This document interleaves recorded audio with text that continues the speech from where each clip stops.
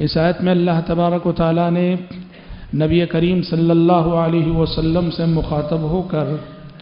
اپنے ماتحتوں کے سلسلے میں کچھ تعلیمات دیں۔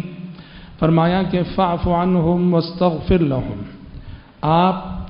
اپنے ماتحتوں کی غلطیوں سے درگزر کیجئے، انہیں معاف کیجئے، خود بھی معاف کیجئے اور ان کے حق میں اللہ تعالیٰ سے بھی استغفار کیجئے،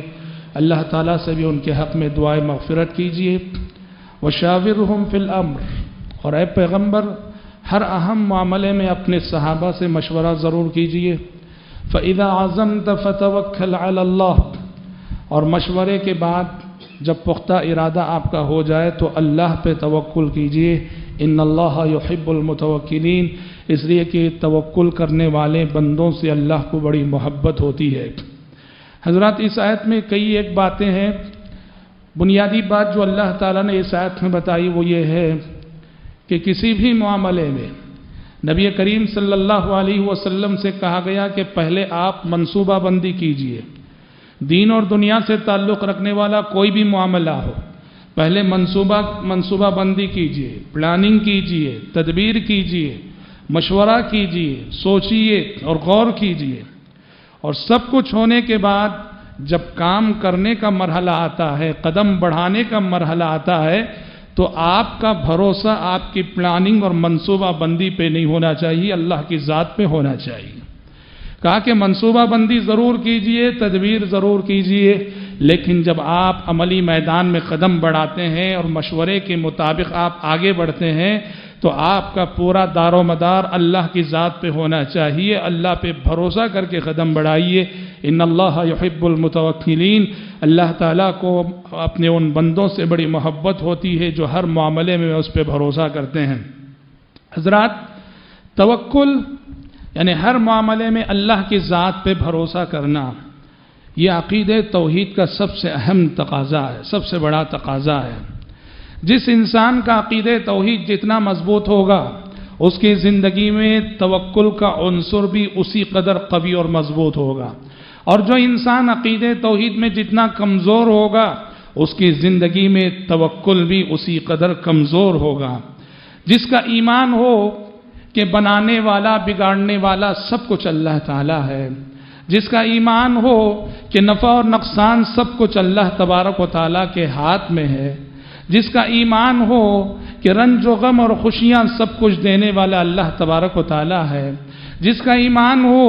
کہ صحت ہو کہ بیماری سب کچھ اللہ تبارک و تعالیٰ کے ہاتھ میں ہے،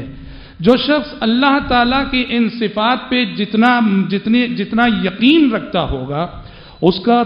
توکل اسی قدر مضبوط ہوتا ہوگا، اور جس کا یہ عقیدہ کمزور ہو، عقیدہ توحید کمزور ہو، کہنے کو زبان سے کہتا تو ہے کہ بیماری اور صحت سب کچھ اللہ کے ہاتھ میں ہے، نفع و نقصان سب کچھ اللہ کے ہاتھ میں ہے، کہتا تو ہے زبان سے، مگر جب عمل کرنے کا موقع آتا ہے، اللہ کی ذات پہ بھروسہ کرنے کا موقع آتا ہے، تو اس کے دل میں وہ طاقت نہیں ہوتی ہے، یقین کی وہ کیفیت نہیں ہوتی ہے جس کیفیت سے وہ اپنے زبان کے اقرار کو عملی جامہ پہنا سکے۔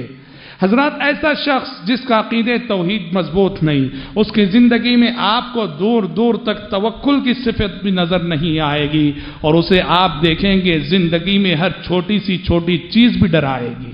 زندگی میں ہر چھوٹی سی چھوٹی چیز سے ڈرے گا، وہ راستے سے گزرتا رہے گا، سامنے سے اگر کالی بلی گزر جائے گی تو ڈر جائے گا، وہ اپنے گھر لوٹ آ جائے گا،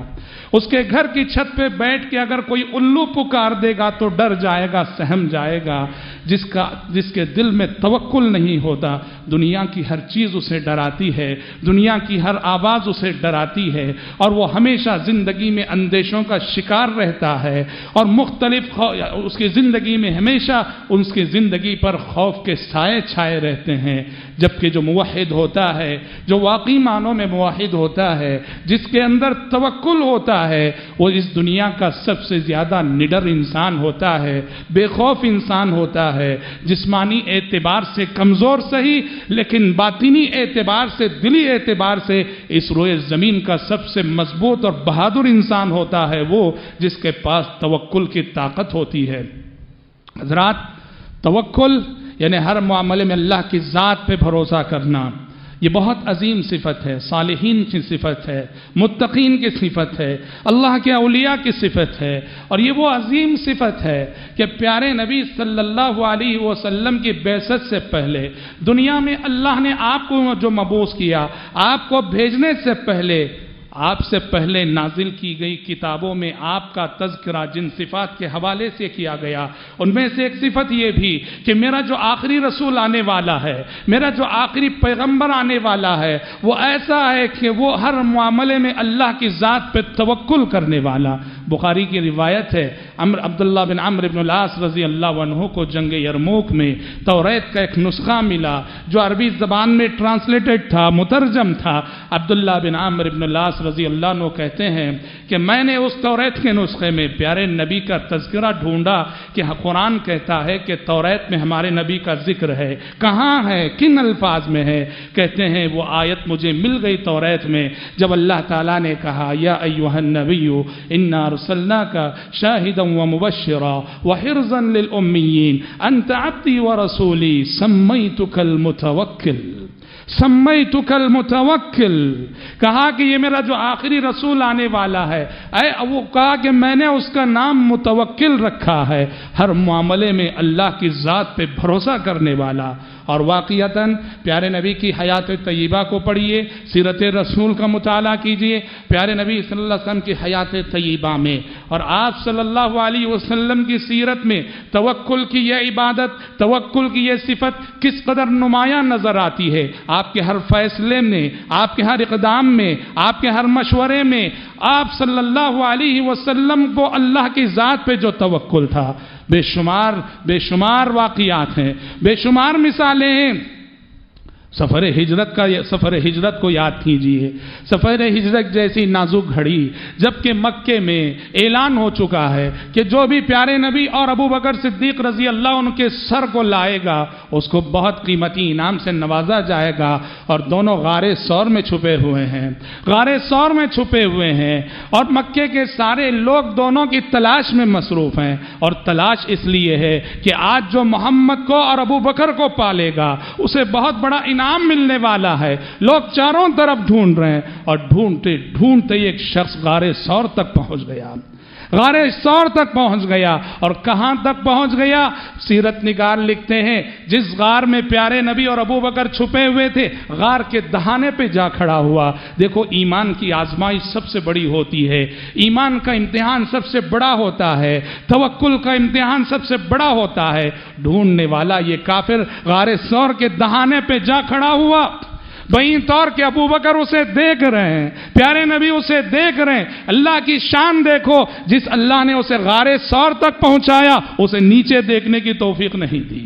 اسے نیچے دیکھنے کی توفیق نہیں دی۔ سیرت نگار لکھتے ہیں وہ جہاں جا کے کھڑا تھا اگر تھوڑا نظر نیچے ڈال لیتا تو نظر آ جاتے، لیکن اللہ تبارک و تعالیٰ کو امتحان مقصود تھا، اور ایسی نازک گھڑی میں ابو بکر صدیق رضی اللہ عنہ کا صبر بھی جواب دے گیا، بے چین ہو گئے، اور اپنی اس بے چینی کا اظہار ابو بکر صدیق رضی اللہ عنہ کر بیٹھے پیارے نبی کے ساتھ۔ تب پیارے نبی نے کہا کہ لا تحزن ان اللہ معنا،